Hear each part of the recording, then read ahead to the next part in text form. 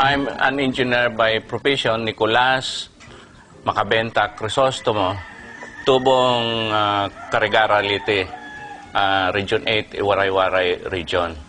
Kaya kung minsan, ang ginagamit kong entry name ay PJ Carigara.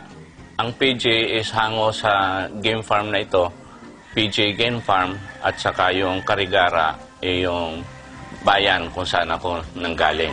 Ang isa sa mga dahilan kung bakit nag-influensya sa akin sa sabong, yung tatay ko. Ang tatay ko mahilig magsabong, pero hindi siya nagmamanok. Pumunta ako sa sabungan para kumain ng suman at saka nilagang itlog. Yun parating masaya na ako noon at that time, nung 7 taon ako. Hanggang na-expose tayo dito sa Manila in the middle 70s. Nag-backyard ako sa probinsya, ang kapartner ko, yung kumpare ko, sa likod ng bahay namin.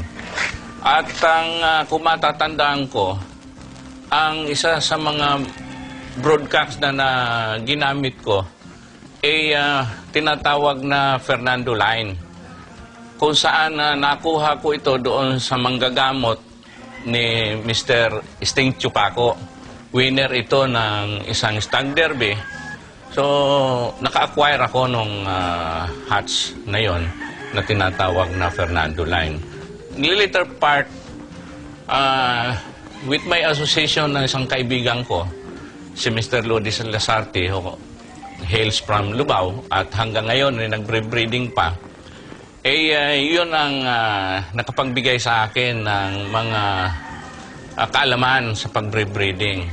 At later part, naging kaibigan ko si Peter Oy. Naka-acquire tayo sa kanya ng Blueface, Harley Strode na Butcher, at yung Yellow-Legged Hats ni Rejos Keynes. At kay Lance de la Torre. At dahil nga ako ay hatsman, nagustuhan ko yung Marion Rose. Nakakuha ako from Mr. Diaz ng McLean. Nakakuha ako ng Blunder Roland na Democrat. At saka Oak Grove na Harold Brown. Yun ang mga karamihan na green legs ko. Later part, nag-import na kami. While yung iba, nakukuha namin imported through local sources. Yung iba naman, kinukuha namin sa Amerika. Meron kaming kaibigan doon, si Mr. Rick Canet, na isang kaibigan ni Bruce. Kaya nakakuha kami ng linyada ni Bruce. At siya rin yung kumuha yung bago namin na material na yung mga male sims. Ang pagmamanok natin, suportado tayo ng pamilya natin. Ito masasabi ko sa lahat ng gustong magmanok na kailangan may blessings ng pamilya mo. Dahil malaki ang panahon na ginugugol mo dyan. Kung minsan may mga oras din na para sa pamilya na nakukuha mo doon. So kailangan pag-usapan mabuti yan. At naka-schedule lahat yung gagawin mo. Yung pag-breeding, isa ito sa nakaka-is ng tensyon.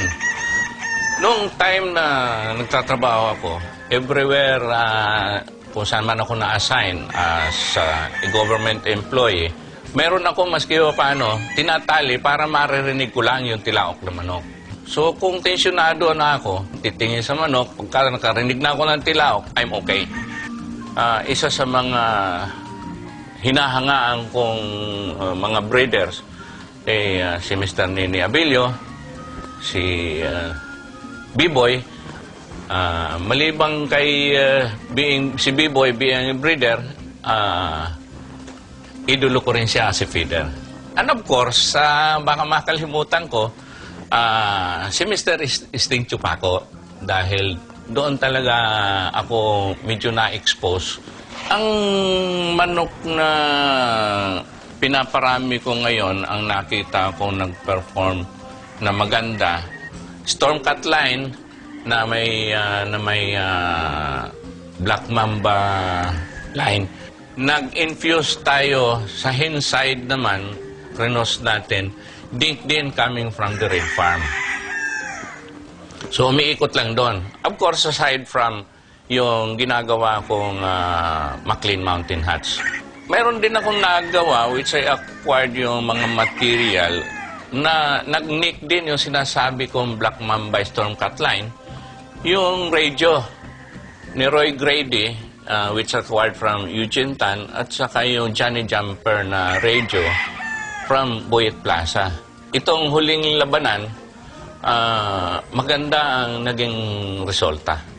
Naku, ang pinaka inaantay-antay ko, siguro karamihan din sa mga breeder, yung Stag Derby. Maliit lang naman itong area natin, mga 300 to 350. Yung